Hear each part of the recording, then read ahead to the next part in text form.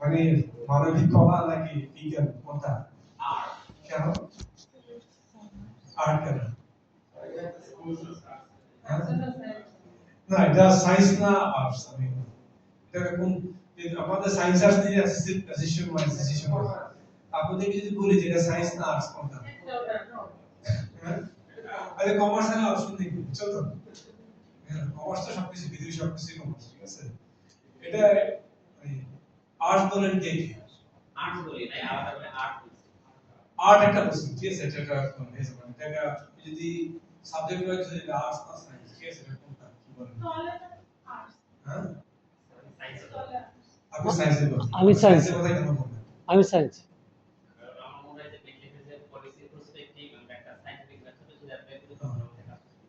সেই ক্ষেত্রে আচ্ছা ওনার জন্য একটা হাত দিতে হাত তালি শুরু হচ্ছেন এটা কোন এটা যে জীবন সেলটা হচ্ছে একটা সায়েন্স সায়েন্স যদি বলেন কি হিসাবে সোজা কথা বলবো হচ্ছে তার যত বেশি পার্সপেক্টিভ যত বেশি নেটওয়ার্কিং তার তত বেশি সেল সিম্পল হিসাব এর বাইরে অন্য কিছু নেই এখন আপনারা যেটা আর্ট বলতেছেন না ওর প্রেজেন্টেশন ভালো ওর এই গুণটা আছে ঠিক আছে তো ওটা ধরেন নতুন যে আসবে তার তো নাই বাট এক মাস 2 মাস 3 মাস 4 মাস পর তার সেই জিনিসটা গড়ে উঠবে তাই না আমাদের অনেকেই আছে যে প্রোডাক্ট নলেজ খুব ভালো এভরিথিং নলেজ ভালো পুরোনোদের মধ্যে অনেকে আছে বাট ওরা সেল কম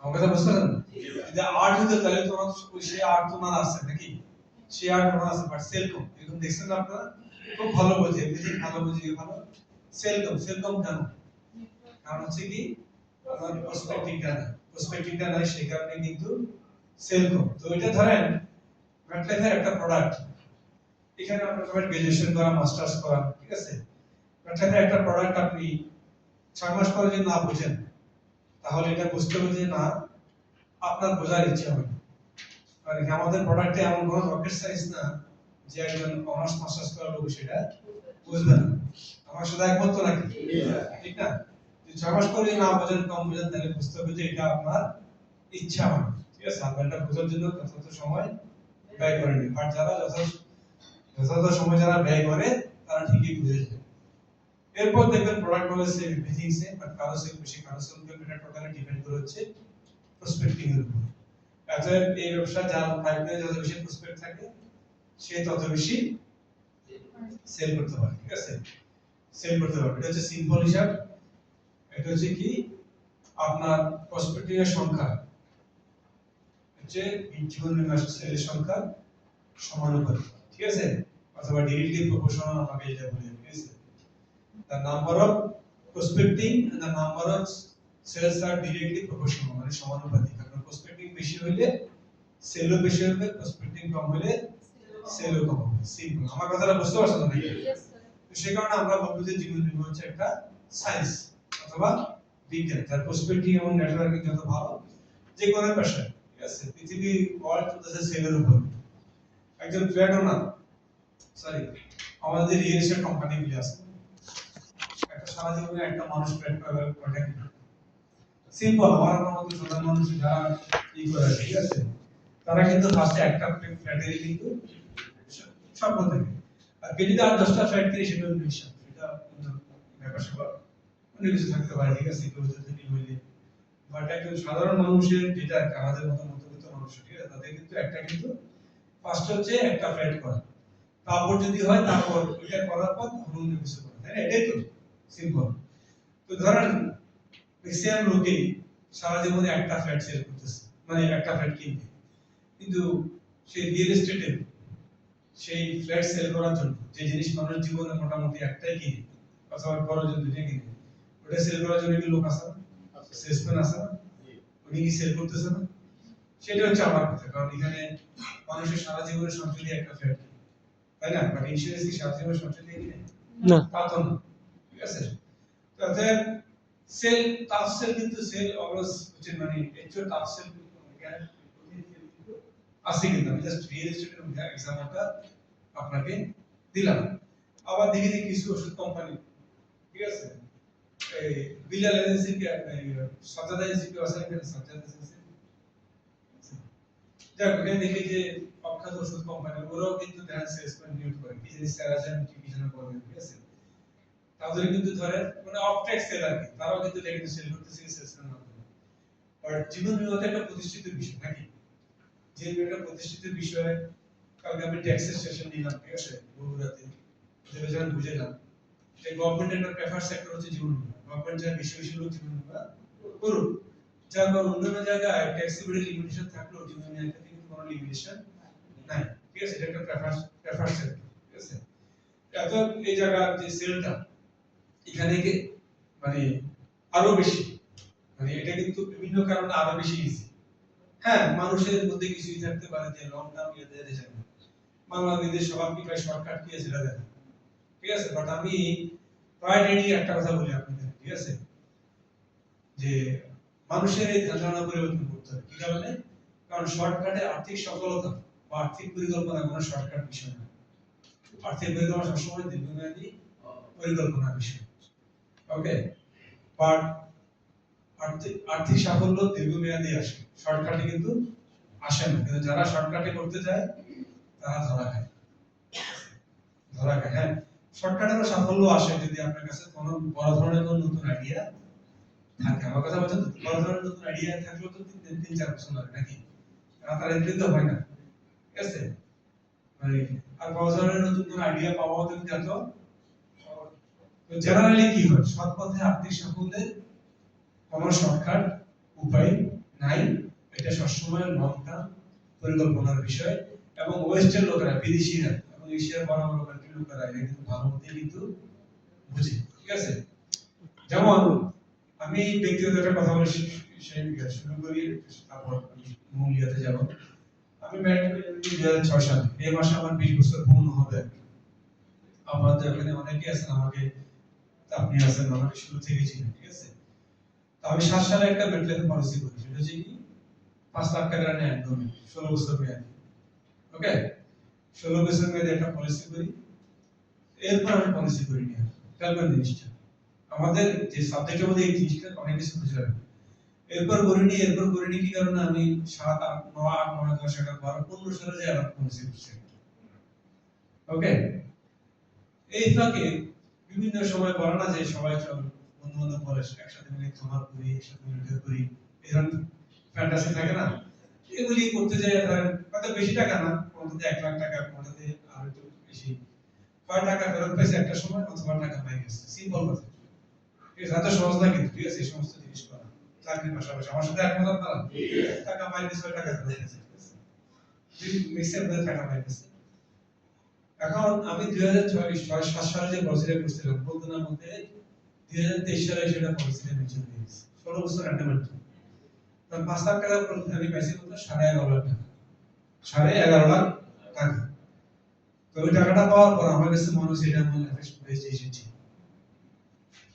বুঝলেন তো? বেস্ট ডিসিশন ছিল। আমি কেন তখন আফসোস হয়েছে 2023 সালে যে আমি কেন 2008 সালে করলাম না একটা পলিসি 5 লাখ টাকা, 2009 সালে করলাম না, 10 সালে করলাম না। তখন তো বিয়ে করছি কত, 10 এর লাস্টে 11 শুরুতে জানুয়ারি মাসে, তখন তো আমার করলে তো আমি দিতে পারতাম, তাই না?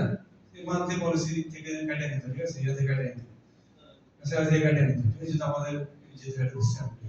কিন্তু আমি যে করলাম কবে, 2015 সালে যাই। তো এটা মেচুর হবে, ওটা ছিল 3PP, ওটা মেচুর হবে কত সালে, 2033 সালে।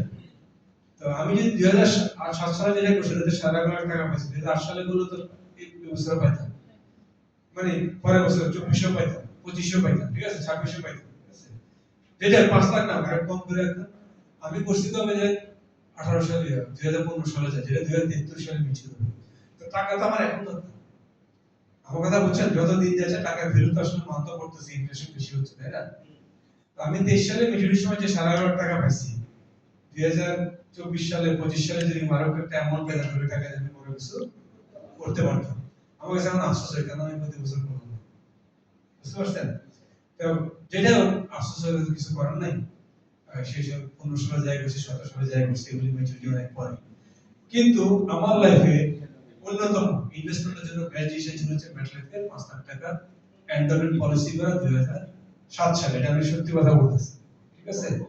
এইটাই হচ্ছে মূল জিনিস। তা আমি দেখেন কেন বললাম যে আর্থিক এই যে 16 বছর যে কনফাইন কেটে গেছে আমি কিন্তু 13 বিন্দু পাইছি, ঠিক আছে?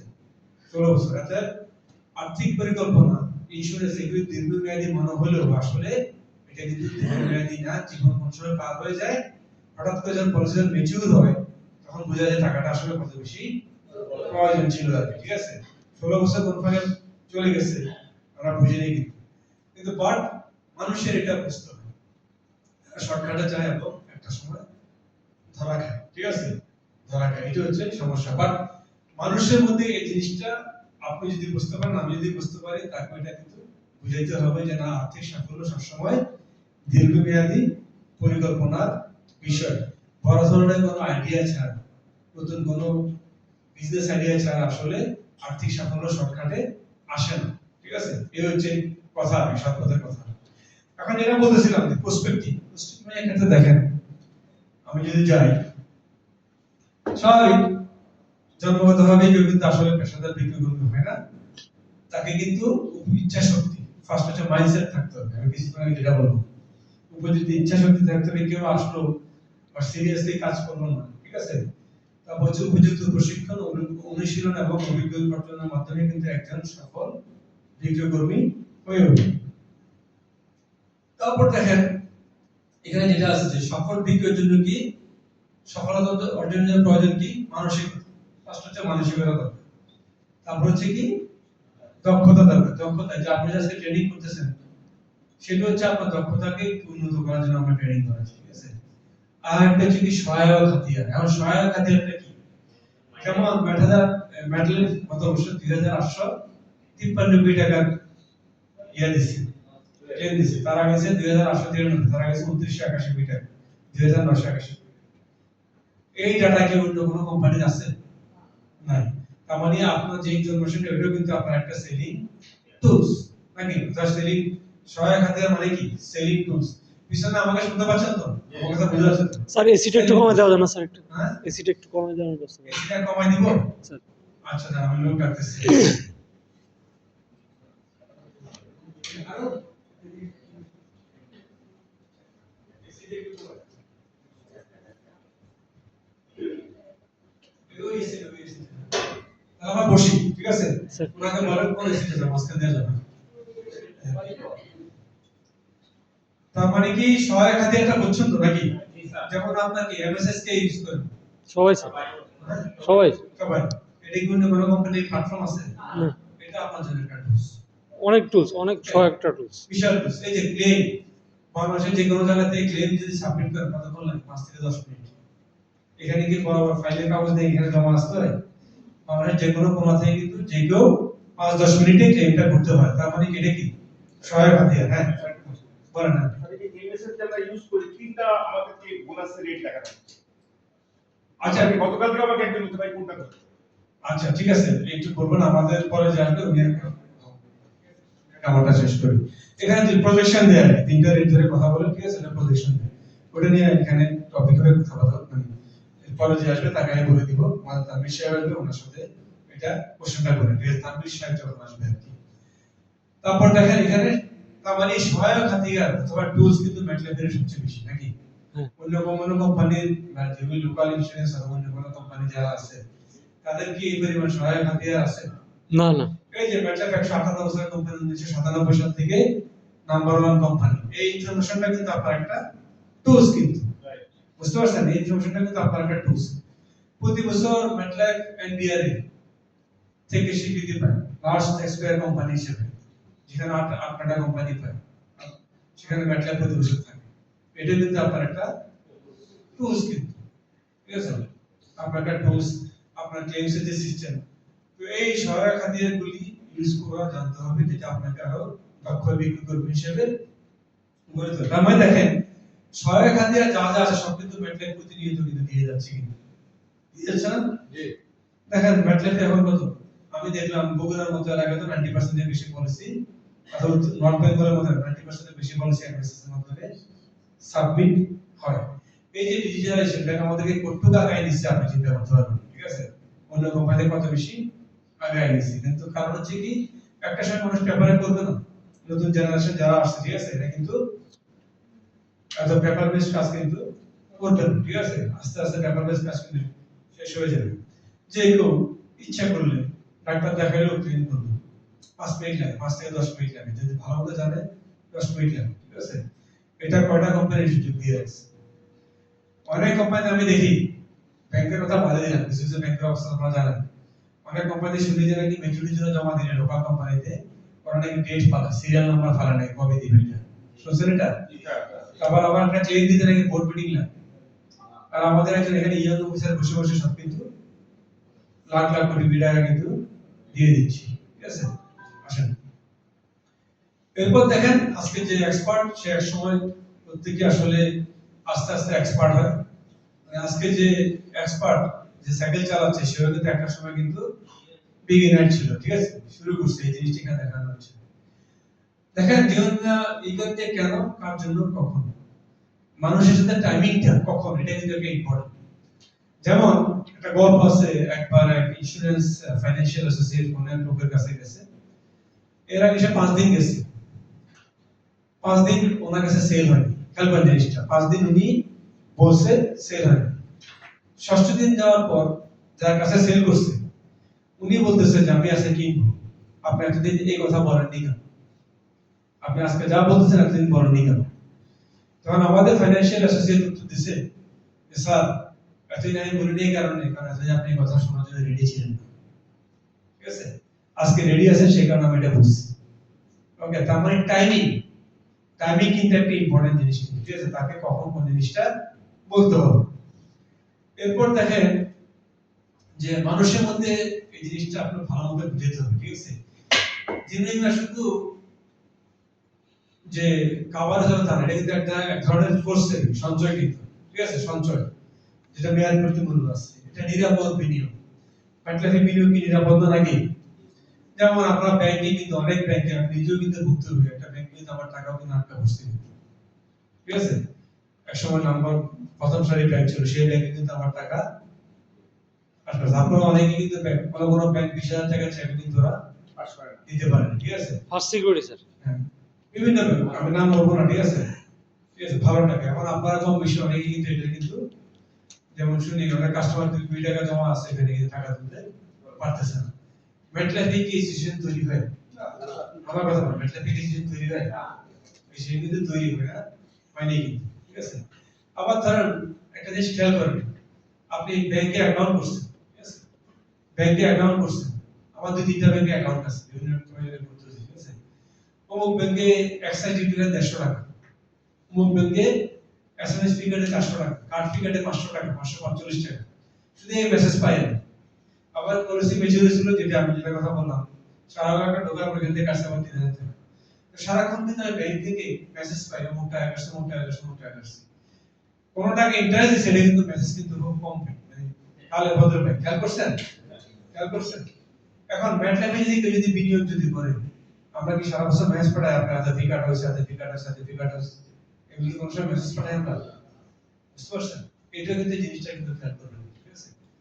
ওকে, আর একই সাথে কি ঝুঁকির ব্যবস্থাপনা, আপনার medical coverage, accidental coverage, hospital coverage, everything আছে, মেয়াদ প্রতিমূল্য আছে, ঠিক আছে?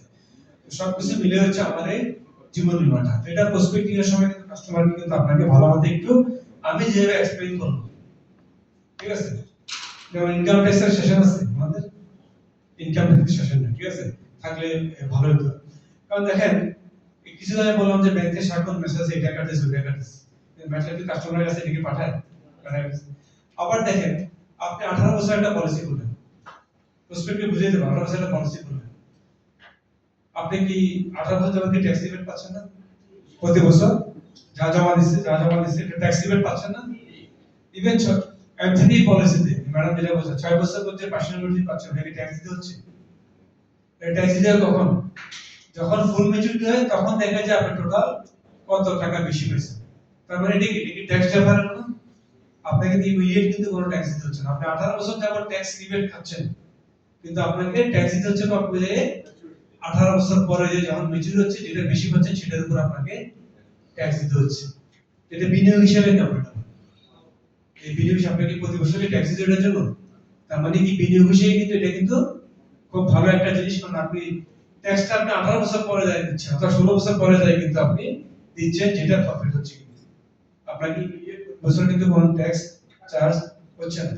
আমার কথা কি বুঝতে পারতেছেন? এগুলি প্রসপেক্টিং এর সময় এই ইনফরমেশন গুলো ইউজ করুন, ঠিক আছে?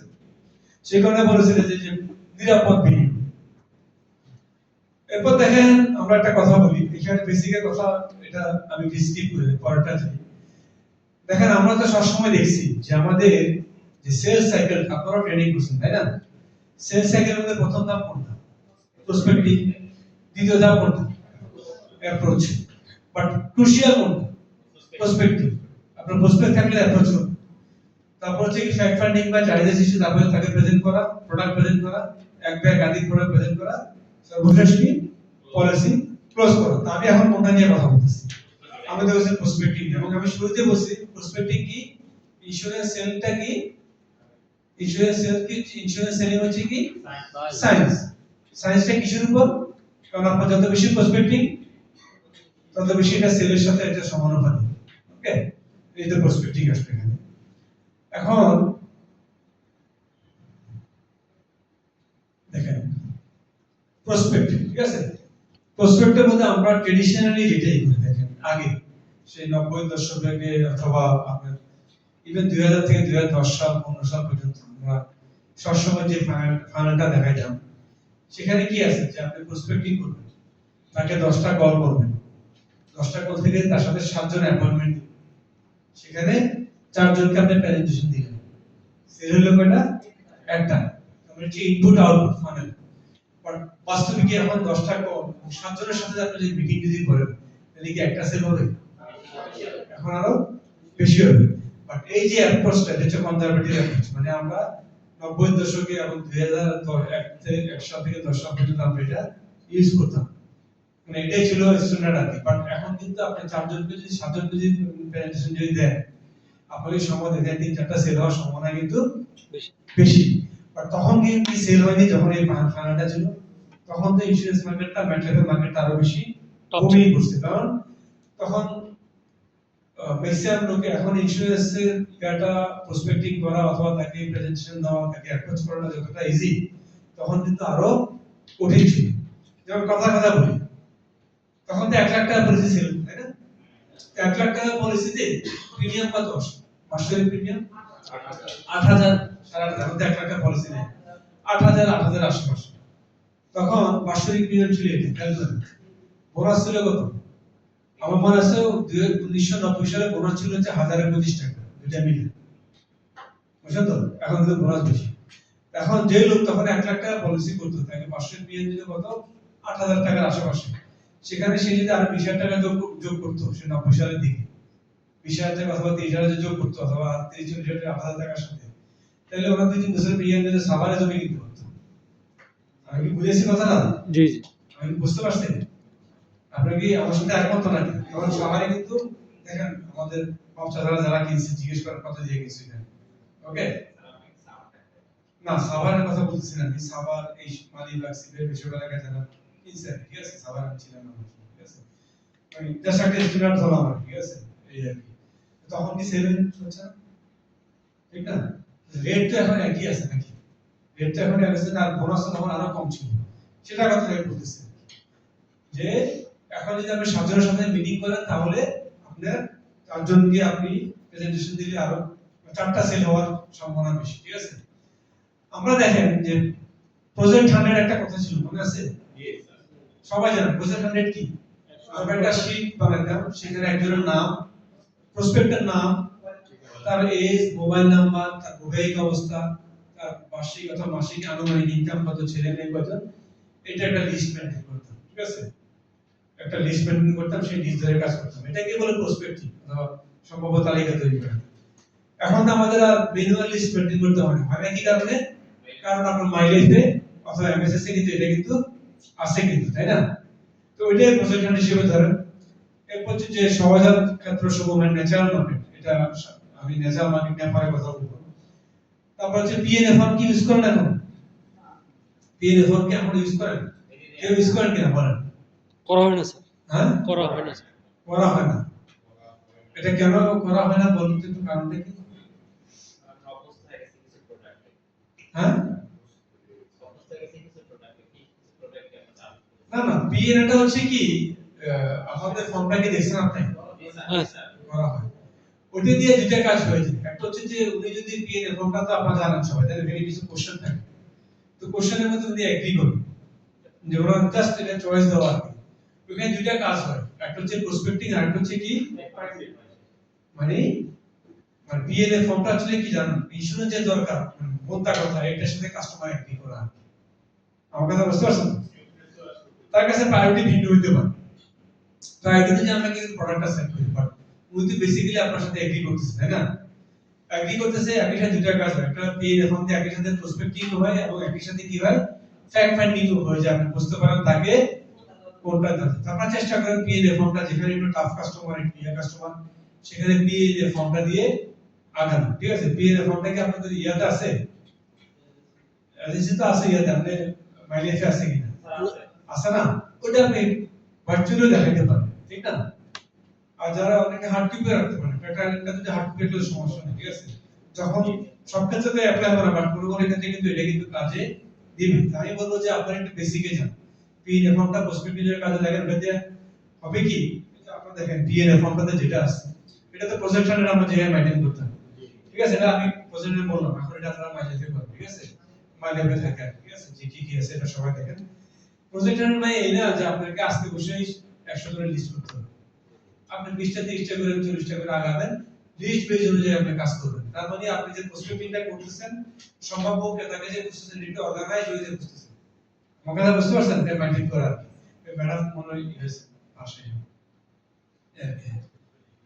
বুঝতে পারছেন তো এটা হচ্ছে আপনার প্রজেক্ট 100 তারপর দেখেন পিএনএ ফর্মে যে কোশ্চেন এটা আপনারা সবাই কোশ্চেন এগুলি জানেন তো তার মানে এখানে তো ডিসএগ্রিমেন্টে কিছু নেই এটা উনি ফিলআপ করা মানে হচ্ছে উনি ইন্স্যুরেন্সের নিডের সাথে একমত প্রকাশ করা হয়তো ওনার কোন ধরনের প্রোডাক্টিভিটি কি ধরনের ওটা প্রেফারেন্সটা ভিন্ন হতে পারে বাট এটা দিয়ে কিন্তু আপনি কিন্তু এখনো কিন্তু সফট কপি হোক আর হার্ড কপি হোক ঠিক আছে ক্ষেত্র বিশেষে কিন্তু হার্ড কপি কিন্তু আপনার কিন্তু কাজে লাগবে ঠিক আছে এটা খেয়াল রাখতে হবে আবার এখানে রেফার নিতে পারেন ঠিক আছে দেখেন বিক্রয়যোগ্য হওয়ার আগে আপনি পছন্দসই উঠবেন মানে পছন্দসই হওয়া মানে কি মানুষের সাথে আস্থার সম্পর্কটা করতে হবে মানে যেখানে ট্রাস্টটা বিল্ড হবে সেখানে আপনার সেল করাটা ইজি তো চেষ্টা করবেন এখানে পুরোদন সবাই আছে যে মানুষের সাথে একটা রিলেশনশিপ অথবা আস্থার সম্পর্ক তৈরি করা ঠিক আছে বিক্রয়কালে কোনো কিছু পছন্দের নীতি প্রয়োগ করুন কারণ আপনি দেখেন আমি যে দোকানে যাই শান্তিনগর বাজারে যাই ঠিক আছে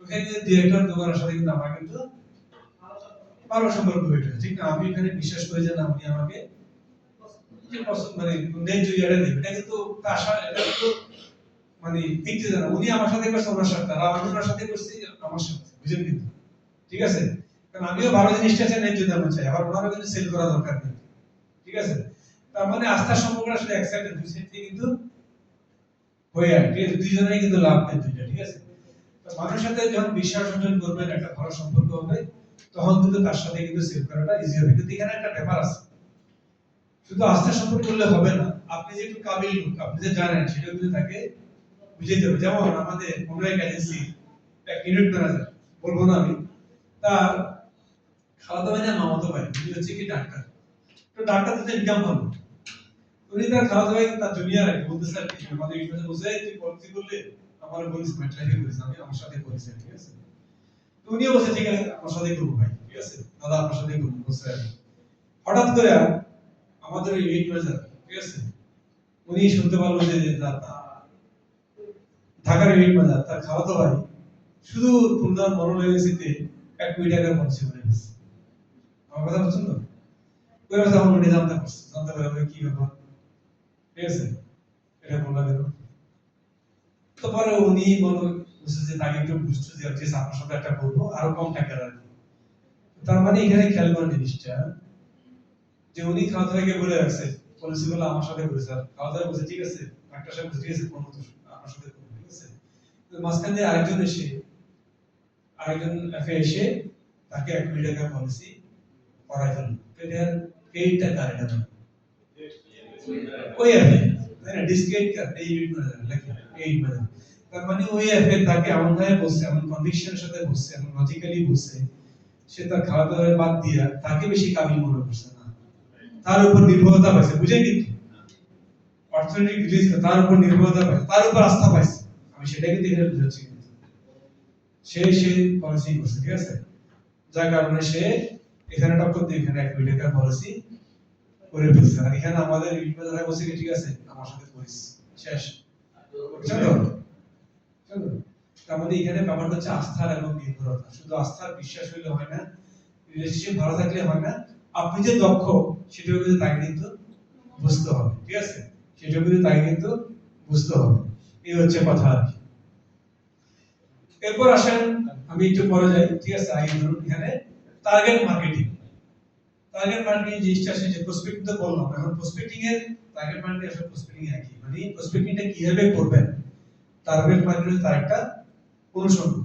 এখন অনেক কিন্তু স্ক্যাটার ভাবে কাজ করে, বিচ্ছিন্ন ভাবে কাজ করে, পরিশ্রম করে, বাট একটু গুছায় কাজ করতে হবে, ঠিক আছে। আসলে আপনি কি করতেছেন সেটা আপনাকে একটা ছকে ফেলতে হবে।